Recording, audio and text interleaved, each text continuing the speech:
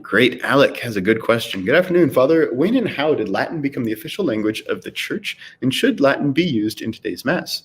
Not necessarily turn it into a Latin Mass, but let's say incorporating elements such as Latin responses, prayers, Adorantem, etc. Really good question. Yeah. So, Latin becoming the official language of the Church. I'm really not. It's kind of difficult to pin down because Latin being the official language of at least the Roman Church, it began to be used in the liturgy. I think it was in the 4th century, so kind of after the Edict of Milan. Latin really became the dominant language in Rome, and so the liturgy was really translated into Latin because Latin was the vernacular. That was the common language that everybody spoke. And so now, 1,600 years later, Latin is not the vernacular language. Not many people speak Latin. We have all of these other languages. And then the question as to whether or not Latin should be used in today's Mass really comes down to what does the Church say? What does the Universal Church say about Latin in the Mass? And the best place to go is to the Church Councils. The Second Vatican Council says that Latin is to be preserved in the Mass.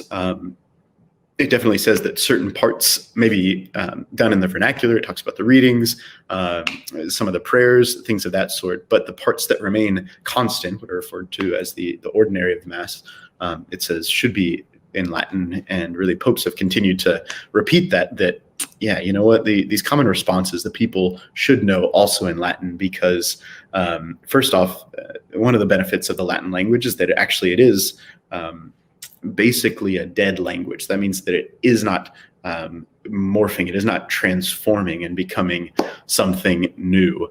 So for example, what I mean by that, I recently learned, so I do campus ministry, and I recently learned a new phrase that is, it slaps. It slaps, to my surprise, actually means that it's good, right? So I was thinking slap, like getting slapped, that's not a good thing. But apparently, when something slaps, it is in fact a very good thing.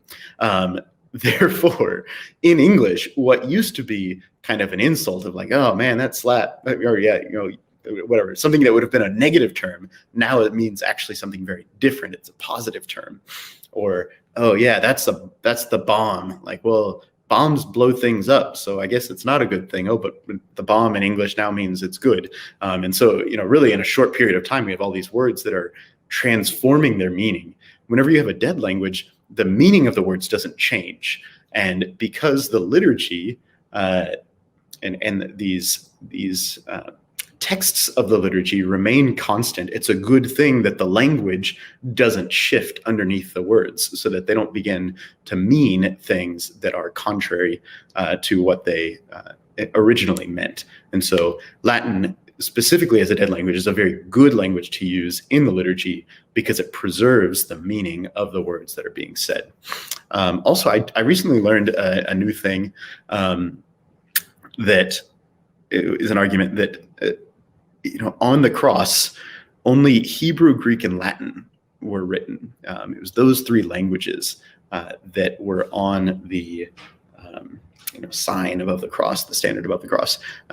And for that reason, priority is given to those 3 languages, which I'd never heard before. But I think that's an interesting point.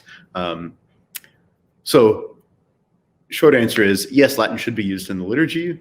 The definitive reason for that is because the Church still calls for it to be used in the liturgy. However, there are several kind of not definitive arguments for it, but good reasons why we do continue to use Latin in the Roman Rite.